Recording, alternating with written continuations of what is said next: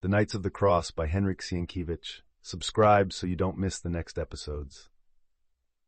Chapter 52.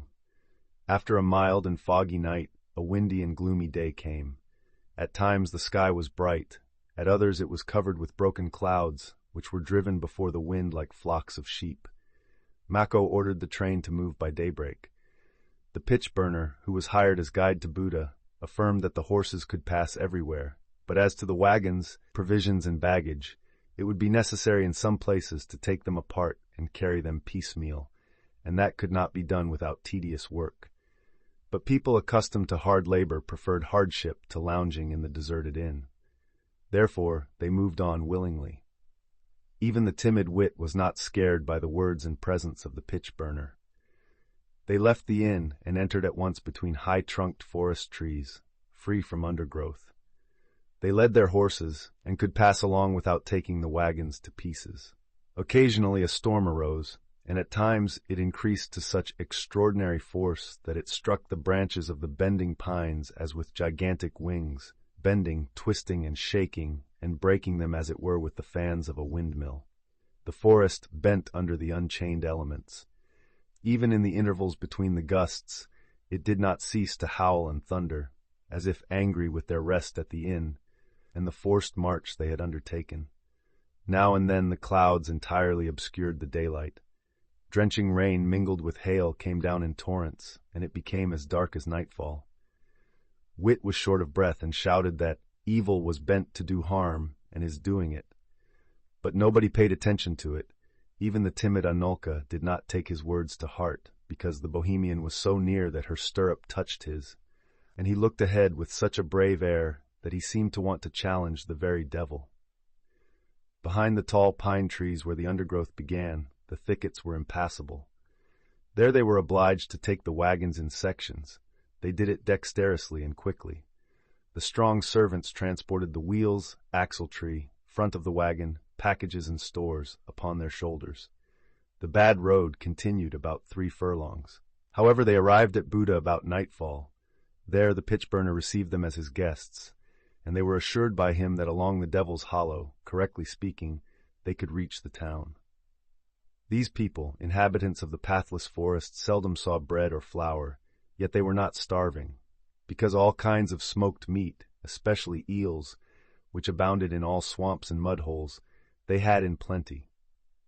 They treated them liberally, in exchange, holding out greedy hands for the biscuits. There were among them women and children, all blackened from the smoke.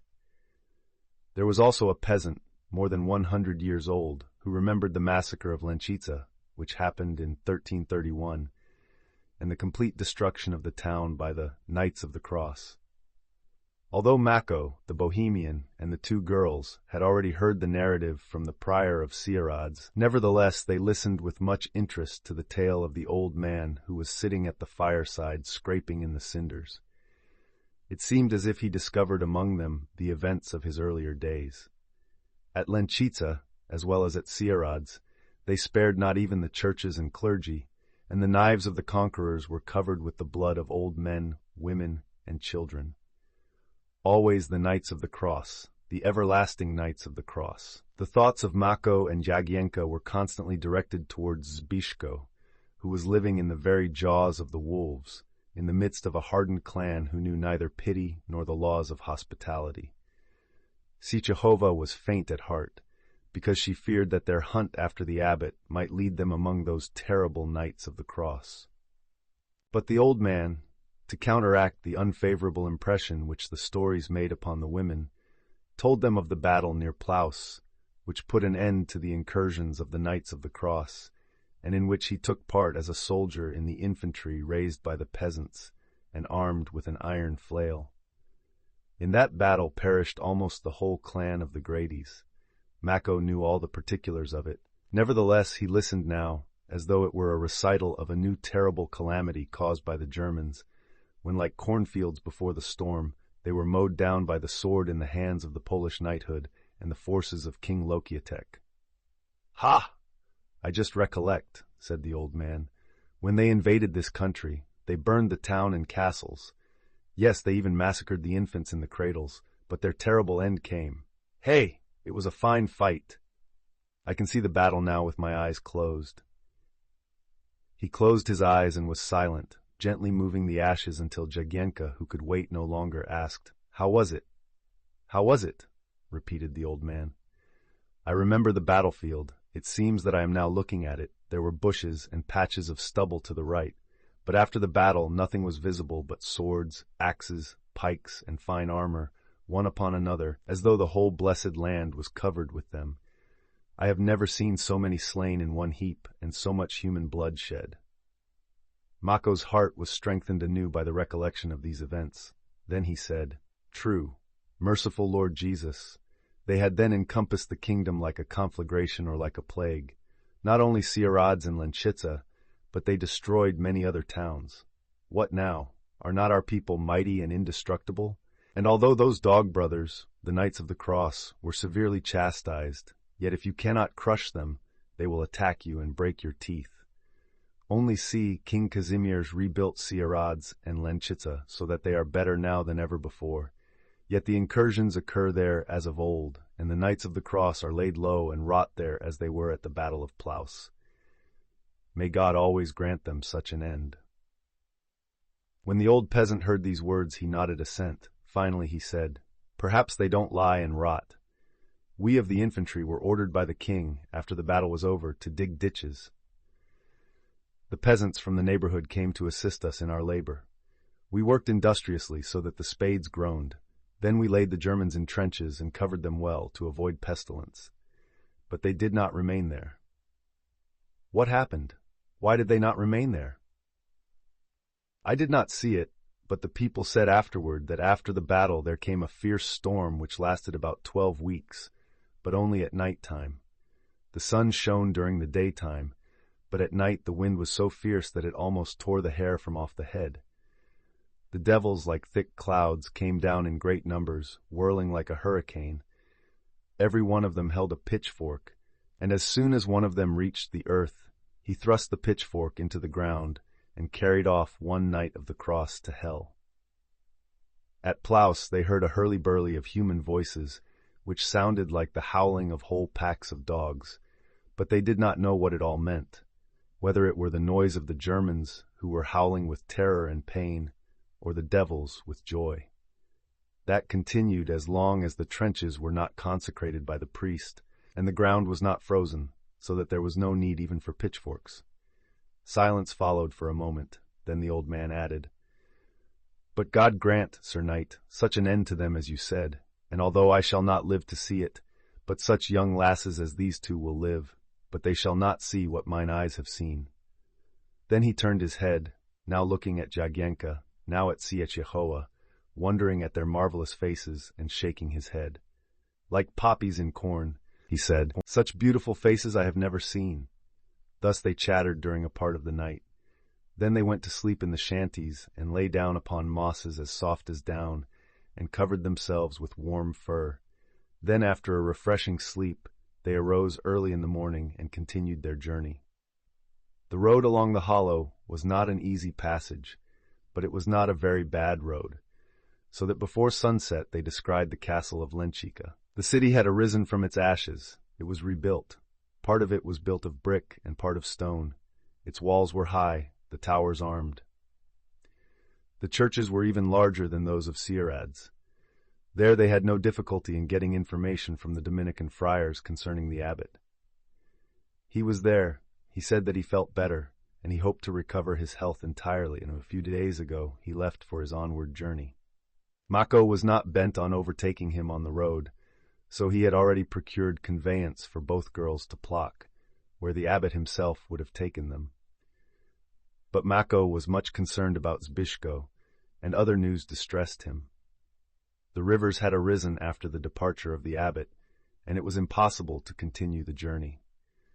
Seeing that the knight was accompanied by a considerable retinue and was proceeding to the court of Prince Zimowit, the Dominicans offered him their hospitality. They had even provided him with an olive wood tablet upon which there was inscribed a Latin prayer to the angel Raphael, the patron of travelers. Their compulsory sojourn at Lęczyca lasted a fortnight. during which time a servant of the castle discovered that the two young pages accompanying the knight were females in disguise, and at once fell deeply in love with Jagiełło. The Bohemian was about to challenge him at once, but as it happened on the eve of their departure, Mako dissuaded him from taking such a step.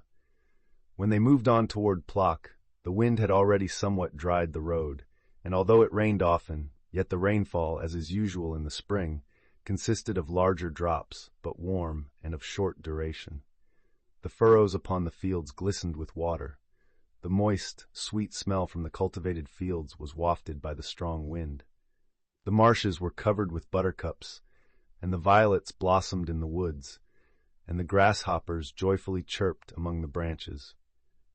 The hearts of the travelers were also filled with new hope and longing, especially as they were now progressing well. After 16 days' travel, they were at the gates of Plock. But they arrived at night, when the gates of the city were closed. They were obliged to pass the night with a weaver outside the wall. The girls retired late, and after the fatigue of the long journey, they fell sound asleep. But Mako, who was not troubled by fatigue, got up early. He did not wish to wake them, and he entered the town by himself at the opening of the gates. He found the cathedral and the bishop's residence without difficulty. There he was informed that the abbot had died a week ago, but according to the prevailing custom, they had celebrated Mass before the coffin from the 6th day, and the funeral was to take place on the day of Mako's arrival, after which would be obsequies and last honors in memory of the defunct. Owing to intense grief, Mako did not even look about the town, but he knew something already from that time when he had passed through that city with a letter from the Princess Alexandra to the Grand Master. He returned to the weaver's place as fast as he could, and on his way home he said to himself, "Ha! He is dead! Eternal repose to him. There is nothing in the world to remedy it. But now what shall I do with the girls?" Then he reflected whether it were not better to leave them with the Princess Alexandra, or with the Princess Anna Danuta, or to take them to Spykow. It struck him more than once that if Danuska were dead, it would be advisable to have Jagiełło close to Zbyszko at Spychow, since Zbyszko, who loved Danuska above all other things, would greatly mourn after his beloved. He was also sure that Jagiełło's presence at Zbyszko's side would have the desired effect. He also remembered that Zbyszko in his boyhood, although his heart was after the woods in Mazowsze, was constantly longing for Jagiełło. For these reasons, and fully believing that Danusia was lost, he often thought that in case of the abbot's demise, he would not send Jagiełło to any other place. But as he was greedy to acquire landed property, he was therefore concerned about the property of the abbot. Surely, the abbot was displeased with them and promised to bequeath nothing to them, but after that he must have felt sorry and, before he died, left something for Jagiełło.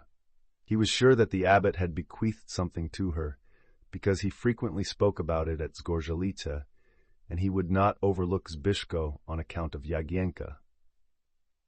Mako was also thinking of remaining for some time at Plock, so as to investigate the will and attend to the matter, but other thoughts crossed his mind, and he said, "Should I longer be here looking after property, whilst my boy yonder is stretching out his hand and waiting for my help from some knight of the cross dungeon?" In truth, there was only one course, and that was to leave Jagiełło under the care of the princess and the bishop, and beg them to look after her interest. But that plan did not please Mako. The girl has already considerable property of her own, and when her estate is increased by that which the abbot has bequeathed her, then as sure as there is a God, some Mazur will take her, for she cannot hold out any longer. Zyk, her defunct father, used to say of her that she was in danger even then. In such case, the old knight thought that both Danusia and Jagiełło might fail Zbyszko. That, of course, was not to be thought of. He will take one of the two, whichever God had decreed. Finally, that plan to rescue Zbyszko he preferred to the others, and as to Jagiełło, he resolved either to leave her in the care of Princess Danuta, or at Spykow, but not at the court at Plock, where there was much glitter, and which was filled with handsome knights. Overwhelmed with these thoughts, he proceeded quickly to the dwelling of the weaver, to inform Jagiełło of the abbot's death. He was determined not to break the news to her suddenly, as it might greatly endanger her health. When he reached home, both ladies were properly dressed and appeared as gay as birds. He sat down and ordered the servants to bring him a jug of brown beer. Then he assumed a doleful air and said, "Do you hear the bells ringing in town? Guess, why are they ringing, since today is not Sunday, and you slept during matins? Would you like to see the abbot?" "Surely, what a question," answered Jagiełło. "Well, you shall see him as the king sees quake." "Has he left the city?" "He has left, but do you not hear the bells ringing?" "Is he dead?" exclaimed Jagiełło. "Yes, say God rest his soul." Both ladies knelt down and began to chant, "God rest his soul," in a bell-like voice. Then tears streamed down Jagiełło's cheeks, for she was very fond of the abbot, who, though of a violent temper, never harmed anybody, but did much good. He specially loved Jagiełło, for he was her godfather. He loved her as one loves his own daughter. Mako remembered that the abbot was related to him and Zbyszko. He was also moved to tears and even cried. After his grief had subsided a little, he took the ladies and the Bohemian with him and went to the funeral services in the church. It was a magnificent funeral. The bishop himself, Jacob of Kurdwano, conducted it. There were present all the priests and monks of the diocese of Plock. All the bells were ringing, and prayers were said, which none else but the clergy understood, for they were said in the Latin. Then the clergy and the laity went to the banquet at the bishop's palace. Mako and his two girls, disguised as boys, also went to the banquet. He, as a relative of the deceased and known to the bishop, was fully entitled to be present. The bishop also willingly received him as such, but immediately after the invitation he said to Mako, "There is here a bequest of some forests for the Grades of Bogdaniec. The rest he did not bequeath to the abbey and the cloister, but to his goddaughter, a certain Jagiełło of Zgorzelec." Mako, who did not expect much, was glad for the woodlands. The bishop did not observe that one of the youths accompanying the old knight at the mentioning of the name of Jagiełło of Zgorzelec lifted up her tearful eyes and said, "May God recompense him, but I wish he were alive." Mako turned and said angrily, "Be silent, otherwise you will shame yourself." But he suddenly stopped, his eyes glistened with amazement. Then his face assumed wolfish fierceness. When at a distance from him, opposite the door, through which the Princess Alexandra had just entered, he observed the figure, dressed in court uniform, of Kuno of Liechtenstein, the very man by whom Zbyszko had nearly lost his life in Krakow. Jagiełło had never seen Mako in such a condition. His face was contracted like the jaws of a fierce dog. His teeth glistened beneath his moustache, and in a moment he tightened his belt and moved toward the hateful Knight of the Cross. But when about midway he checked himself and began to pass his broad hands through his hair, he reflected in time that Liechtenstein might only be a guest in the court of Plock, or an envoy. Therefore, if he were to strike him without apparent reason, the very thing which happened to Zbyszko on his way from Tyniec to Krakow might be repeated here. Thus, possessing more reason than Zbyszko, he restrained himself, adjusted the belt to its previous place, relaxed the muscles of his face, and waited, and when the princess, after greeting Liechtenstein, entered into a conversation with the bishop, Mako approached her and bowed deeply. He reminded her who he was, and that he had been once engaged in the service of his benefactress as the carrier of letters.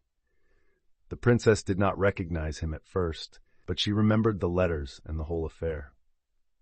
She also was acquainted with the occurrences in the neighboring Mazovian court. She had heard of Durand, of the imprisonment of his daughter, of Zbyszko's marriage, and of his deadly fight with Rotgir. These things interested her greatly, so much so that it seemed to her one of those knight-errant stories, or one of the minstrel songs in Germany, and the Ribault songs in Mazowsza. Indeed, the Knights of the Cross were not inimical to her, as they were to Princess Anna Danuta, the wife of Prince Janusz, more especially because they wished to get her on their side. They strove to outvie each other in rendering her homage and adulation, and overwhelmed her with munificent gifts. But in the present case her heart beat for her favorite, whom she was ready to help.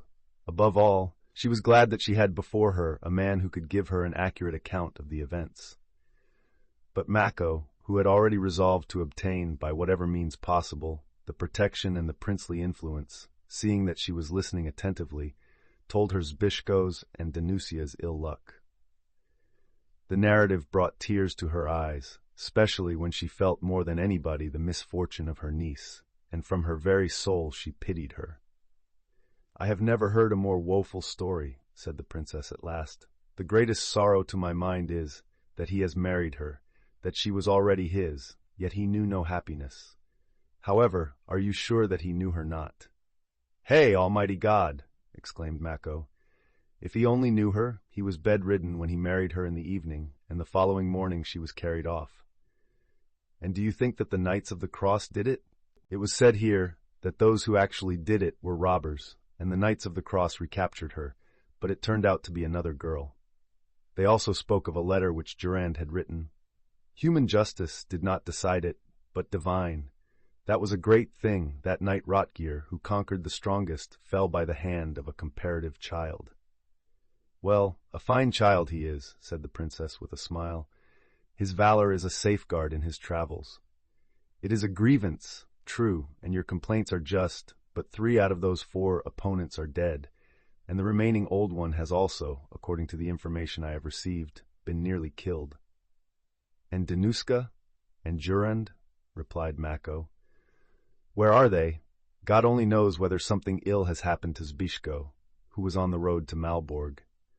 I know, but the Knights of the Cross are not such out-and-out dog brothers as you think them to be. In Malborg nothing evil can happen to your nephew, whilst he is at the side of the Grand Master and his brother Ulrich, who is an honorable knight. Your nephew undoubtedly is provided with letters from Prince Janusz, unless whilst there he challenged one of the knights and succumbed. At Malborg there are always present a great number of the most valorous knights from all parts of the world." My nephew does not fear them much," said the old knight. "If they only did not cast him in prison, or kill him treacherously, as long as he has an iron weapon in his hand, he is not afraid of them.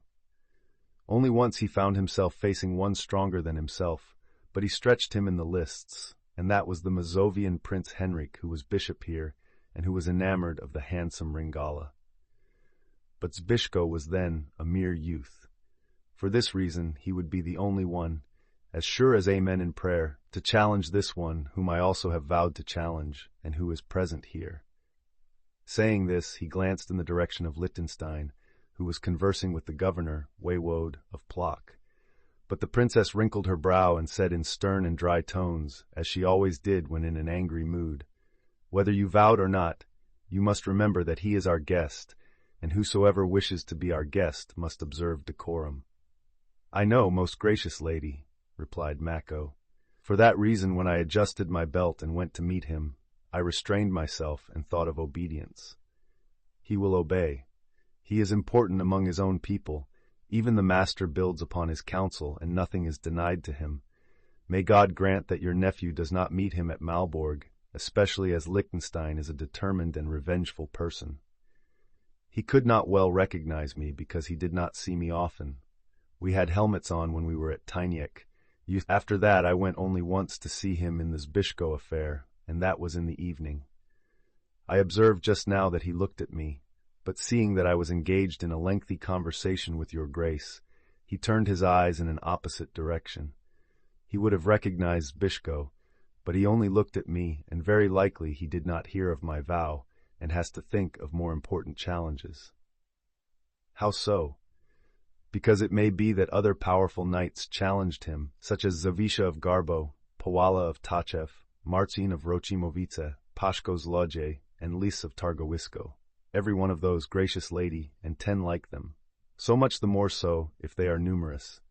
It would be better for him not to have been born than to have one of those swords over his head. I shall not only try to forget the challenge, but I have resolved to endeavor to go with him." "Why?" Mako's face assumed a cunning expression like that of a fox. "That he might give me a safe conduct to travel through the country belonging to the Knights of the Cross, that will enable me to render assistance to Zbyszko in case of need." "Does such proceeding deserve praise?" inquired the princess with a smile. "Yes, it does," replied Mako. "If, for instance, in time of war, I were to attack him from the rear without warning him to face me, I should disgrace myself. But in time of peace, if one hangs the enemy upon a hook, no knight need be reproached for such an act." Then I will introduce you, replied the princess. She beckoned to Liechtenstein and introduced Mako. She was of opinion that even if Liechtenstein should recognize Mako, nothing serious would result. But Liechtenstein did not recognize him, because when he had seen him at Tyniec, he had his helmet on, and after that he had spoken to Mako only once, and that in the evening, when Mako had begged him to forgive Zbyszko. However, he bowed proudly, the more so because when he saw the two exquisitely dressed youths, he thought that they were not Mako's. His face brightened up a little, and he assumed a haughty demeanor, as he always did when he spoke to inferiors. Then the princess, pointing at Mako, said, "This knight is going to Malborg. I have given him a recommendation to the Grand Master, but he heard of your great influence in the order. He would also like to have a note from you." Then she went to the bishop, but Liechtenstein fixed his cold, steely eyes upon Mako and asked, "What motive induces you, sir, to visit our religious and sober capital?" "An upright and pious motive," replied Mako, looking at Liechtenstein. "If it were otherwise, the gracious princess would not have vouched for me. But apart from pious vows, I wish also to know your Grand Master, who causes peace in the land, and who is the most celebrated knight in the world." "Those whom your gracious and beneficent princess recommends will not complain of our poor hospitality. Nevertheless, as far as your wishes to know the master is concerned, it is not an easy matter. About a month ago he left for Danzig, thence he was to go to Königsberg, and from that place proceed to the frontier, where, although a lover of peace, he is obliged to defend the property of the order against the violence of the treacherous Witold." Hearing this, Mako was apparently so much grieved that Liechtenstein, who noticed it, said, "I see that you were quite as anxious to see the Grand Master as to fulfill your religious vows." "Yes, I am," replied Mako. "Is war against Witold a sure thing?" "He, himself, began it. He has sworn to help the rebels." There was silence for a moment. "Ha! May God help the order as it deserves," said Mako. "I see I cannot make the Grand Master's acquaintance. Let me at least fulfill my vow." But in spite of these words, he did not know what to do, and with deep grief he asked himself, "Where shall I look for Zbyszko, and where shall I find him?" It was easy to foresee that if the Grand Master had left Malborg and gone to war, it was useless to look for Zbyszko there. In any case, it was necessary to get the most accurate information of his whereabouts. Old Mako was very anxious about it, but he was a man of ready resource, and he resolved to lose no time, but continue his march next morning. Having obtained a letter from Liechtenstein with the aid of Princess Alexandra, in whom the Comther had boundless confidence, it was not a difficult task to obtain. He therefore received a recommendation to the Starosta of Brodnitz and to the Grand Spitalnik of Malborg, for which he presented a silver goblet to Liechtenstein, a treasure procured in Breslau, like that which the knights were accustomed to have near their beds filled with wine, so that in case of sleeplessness they might have at hand a remedy for sleep, and at the same time pleasure. This act of Mako's liberality somewhat astonished the Bohemian, who knew that the old knight was not too eager to lavish presents on anybody, especially on Germans. But Mako said, "I did it because I have vowed and must fight him, and by no means could I do it to one who has done me some service. To recompense good with evil is not our custom." "But such a magnificent goblet! It is a pity," replied the Bohemian, apparently vexed. "Don't fear. I do nothing without premeditation," said Mako.